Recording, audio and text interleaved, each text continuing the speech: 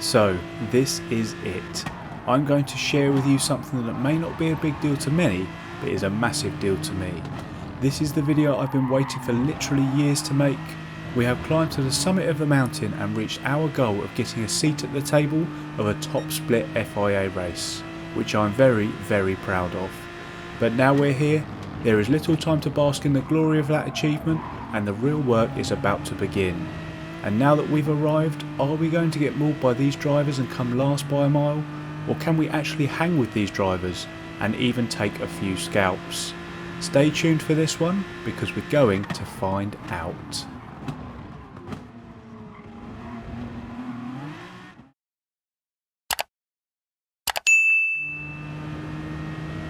Hey guys, Eerie is here. Welcome back to the channel and thank you for choosing to join me here for another video.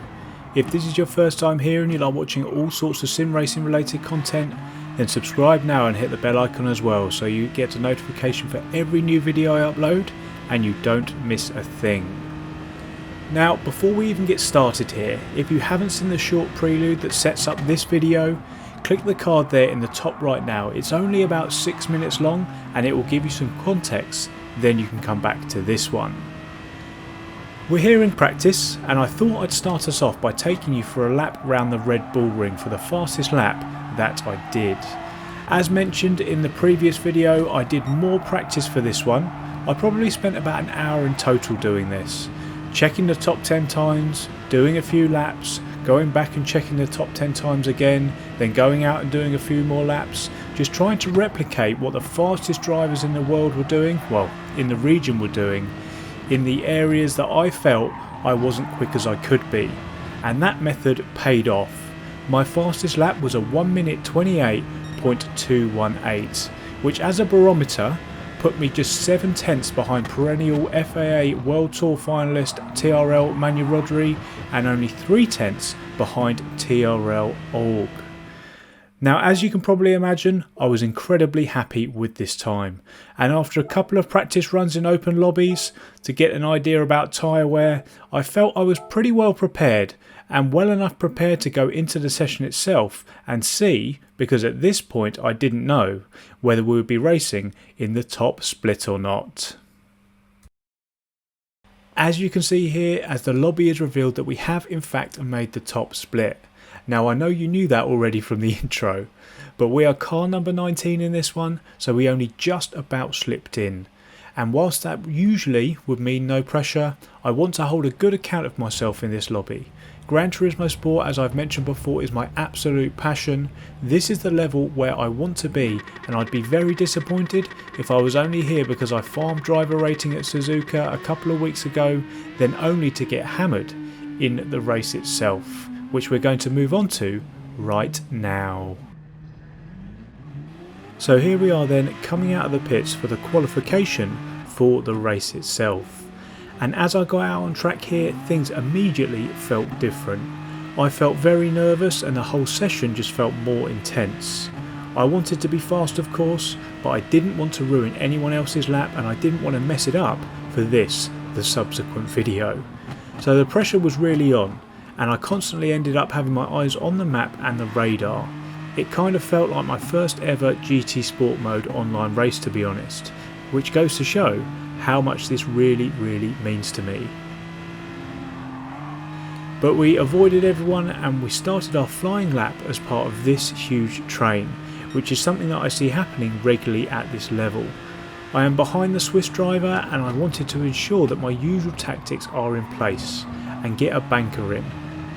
But I had to drive pretty much flat out to stay in the tow of the cars in front.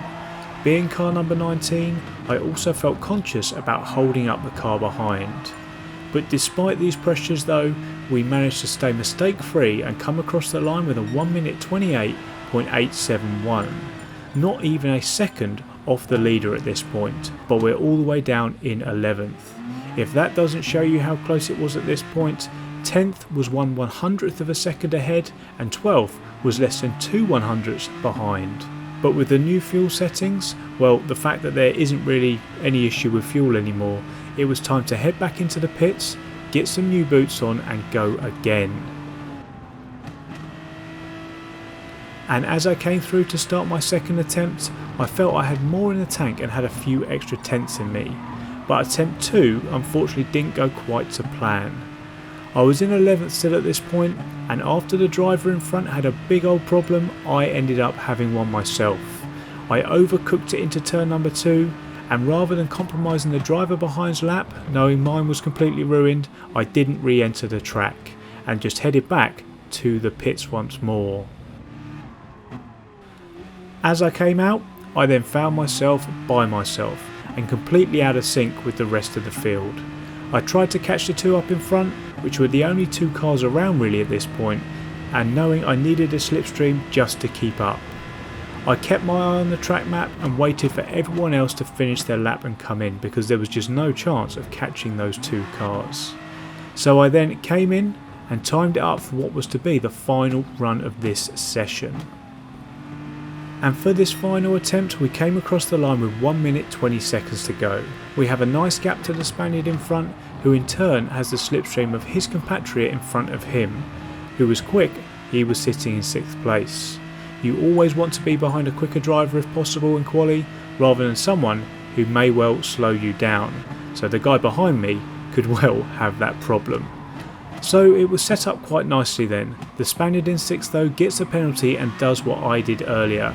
Gets off the track knowing his chances of improving were over. I am then, in my haste to get a better lap, going to brake as late as I can into turn 3. I can't turn in though, otherwise I would have hit the driver in front. I stayed in it though, so apologies to the driver behind if I held you up, because I wanted and needed to, quite frankly, improve my time. The rest of the lap was okay. I did miss the apex slightly into turn number 5, but other than that it was okay-ish. Those issues would have been permissible in most other lobbies, but on this occasion it was enough to stop me from improving, and I come across the line with a 1 minute 28.9. Continuing with the theme of fine margins, this was 0.03 of a second off my best, and because I didn't improve when most others did, I'll be starting in 18th for this one. So here we are then, lined up for the start in this, our first ever FIA top split race. Sitting here with the throttle flat to burn off as much fuel as possible. I'll touch on strategy later in the race. I'll also touch on the livery, as I want to concentrate on documenting the start here. I wanted to ensure I made no mistakes from the off, settling into my usual rhythm more than ever, but through nerves I make a mistake immediately. I just floored it. Why? I don't know. That is something I never ever do, and that mistake is going to hit us big time here. Not only do we lose 18th straight away and find ourselves down in last place, I have lost the all-important slipstream to the cars in front. My adrenaline had me not thinking and challenging the Spaniard up front for the position. I was in a rush, to be quite honest, and wanted my place back. But then, after this attempted move down into turn number 2 here on the first lap, I consciously took a breath and said to myself, Rory, go back to the basics. Do what you did to get yourself here and think of the bigger picture. So I dropped back a bit, decided to settle in, and of course there is no point battling. We need to work together here to catch up to the pack ahead, who are battling themselves. Once we recover, we can then start thinking about racing from there. But first we need to get back into the race here. By the way, this race was recorded prior to the change in slipstream distance, so it is currently about 1 to 1.5 seconds. So I'm going to get my head down here and work with this Spaniard up in front to get back after the main pack ahead. And whilst we do that in the background, I'm going to introduce the race, the strategy and the livery for this one. This race is the latest round, for me anyway, of the FIA Nations Cup. We're here at the Red Bull Ring. I think with the 2 F1 races of late, we have just about done this track to death now. We're in the Group 3s and I've decided to go in the Aston, which I have to thank Key for, as he said use this car, it was a good move, and he was right, so thank you bud. We're here, we have 19 laps, and it is a requirement to use the mediums and the hard compounds. As I was almost at the back, I decided to start off on the hards, go to the end of lap 9, then change for some new boots and jump onto the softer compound, the mediums, to finish. There is no fuel in this one, so being on the softer compound will have us being much faster at the end of the race. And what will be interesting is to see what others have done, what tyres they've started on, and how it all pans out. Now that we have introduced the race and the strategy, I want to share the livery of today's race with you. Thanks to PerryKick24 for the Pampers inspired livery, quite apt I think, considering about 20 minutes before this race started I was actually changing one. Fast forwarding slightly here, it wasn't until we got to midway through lap 6 that we had caught up to the pack ahead. The pack ahead, as you can see, is a massive train of 9 cars. But again, thinking of the bigger picture, because the group is so large and so close, there is no point getting stuck in again and risking an off or losing the end of the train by battling with anyone. So I'm just going to hold my position here, even though it's last, try to save these tyres a little bit and wait until the pit stops begin. We can then start thinking about whether we need to amend our plan or not. As we come towards the end of lap number 7, the first cars are going to start coming in. Very brave of the 2 Portuguese who did there. They are going to have a long way to go on those medians and are going to have to be very good at looking after them. So as we cross the line here to start lap number 8, we're going to stick to the plan. And as we approach and come through turn number 1, we're going to see the first mistake from someone other than myself. The Aston being driven by the Spaniard there is going to get crossed up coming out of the fast right-hander and almost bins it. He manages to hold on to it though, and now we're up to 17th. But as you can see up in front, the Portuguese who has just changed tyres has got themselves a penalty. There's going to be some ping pong action right here as we come into turn number 2. Thankfully though, we don't get a penalty here, and then we're going to take 16th as the Portuguese guy serves his. With him gone though, there's a bit of a gap to the train in front and we're close to losing the slipstream. But we are just in the zone here at about 9/10 behind. I'm thinking to myself now that I don't want to get into a battle with the Portuguese driver who has just come in and is on the softer compound of tyre. He should be much faster on the brand new mediums than me, and obviously I'll be on the older, harder compound tyre. So if he gets close enough, I will let him through in a place that loses us the least time rather than losing time by fighting it. And as we come to the end of the lap here, the next 2 in front both come in. Again earlier than us, and I still feel good on these hard tyres.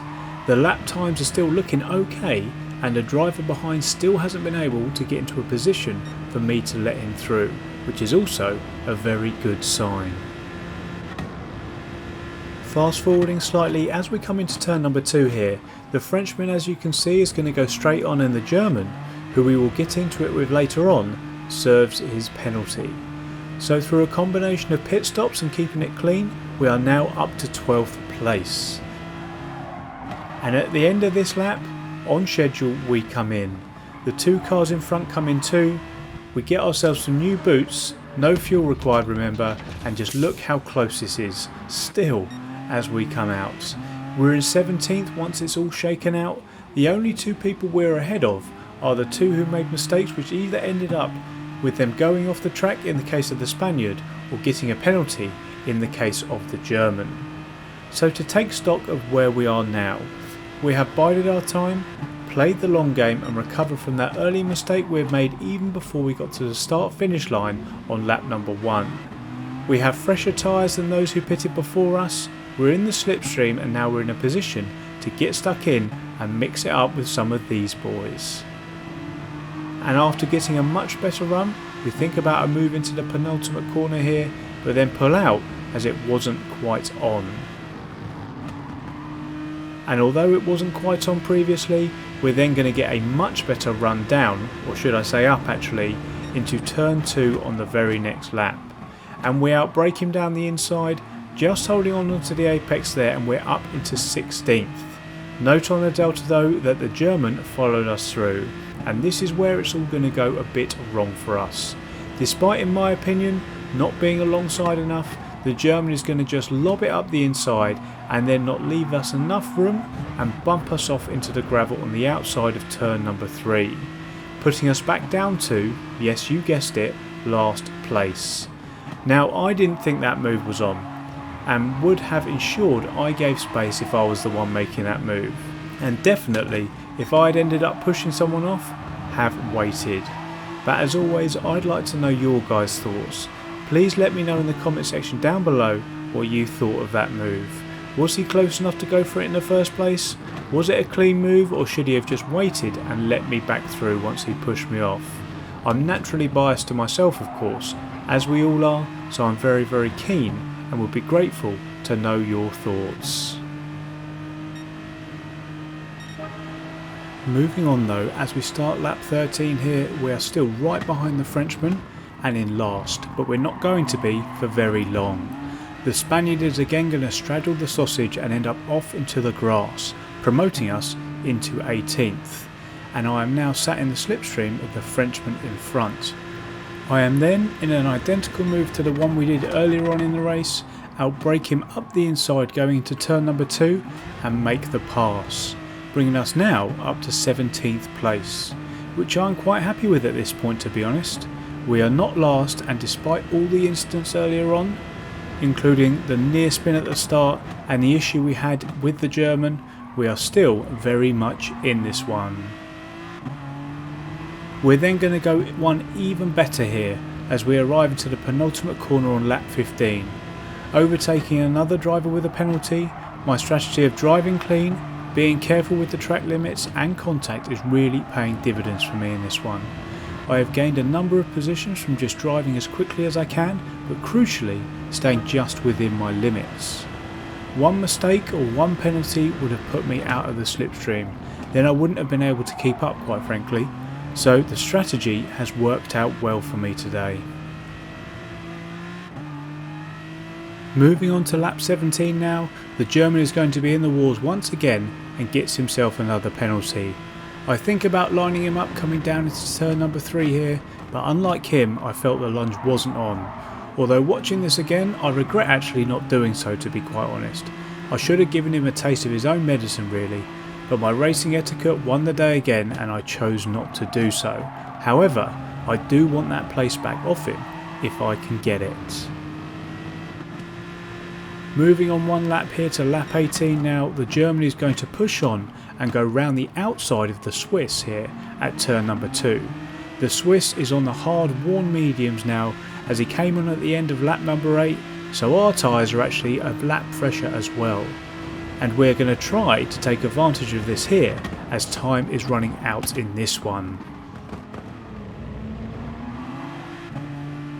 As we rejoin the action here for the final time on the final lap, it doesn't look like we were able to do anything here and pass on track. Despite his more worn tyres, I just can't get close enough for a move. But whilst a move might not be possible, I want to remain as close as possible to capitalise in the event of any mistakes or penalties. And whilst we do that, I want to touch on how we got here, as I really think the step up to the direct drive wheel, the Fanatec DD1, has really improved my performance. Thanks again Fanatec as always for looking after me. The proof is in the pudding here really, as I talk to you from the top split here on GT Sport. The link, if you want to see what wheel and setup I'm using, is in the description of this video. I think clicking show more will reveal everything for you there. And whilst we are talking about it, there is in fact more stuff coming. I can't say too much at the moment, but I'm very excited and will share this with you when I can. So make sure you're subscribed and ensure that you're sticking around so you don't miss it. And as we come out of the final corner here, the driver in front gets himself a penalty, so I stay right up his chuff and manage to steal a place just like we'd hoped on the line. And despite being car number 19, I am going to bring home 15th in my first ever top split FIA race here on Gran Turismo Sport. Well, as our 15th is confirmed here, what an experience. It wasn't so much the race itself that made it so special, although I did really enjoy it. What it was that was the most special is what it took to get here. All the highs, all the lows, the frustrations, but we finally did it. And I say we because I know a lot of you have been supporting me the whole way, right from the beginning, and I want to say thank you to all of you for the continued support. As I always say, I'm not sure why people watch me share my mediocre videos about my passion, but again, it doesn't matter. I just want to thank you all for doing so. And trust me guys when I say, if I can do it and get to the top split here on GT Sport, if you have aspirations to do so, you can absolutely do it too. But now I have a taste of top split here, I want to stay here. I want to establish myself as a top split driver on this game, which is going to mean I need to be very, very careful to not lose too much DR by not preparing for races properly. If anything, I need to improve it so that I can start entering the earlier races in the evening, which I will plan to do straight away. And I hope you guys stay with me to see if we can do it and establish ourselves as a top split driver, as I really, really want to here on Gran Turismo Sport. But for now guys, that is the end of the video. If you enjoyed the video, please do give the video a thumbs up and make sure you're subscribed to the channel if you haven't already. Thanks again so much for watching guys. I really, really hope you enjoyed it. We finally got there, and I will see you, I hope, in the next one. Cheers.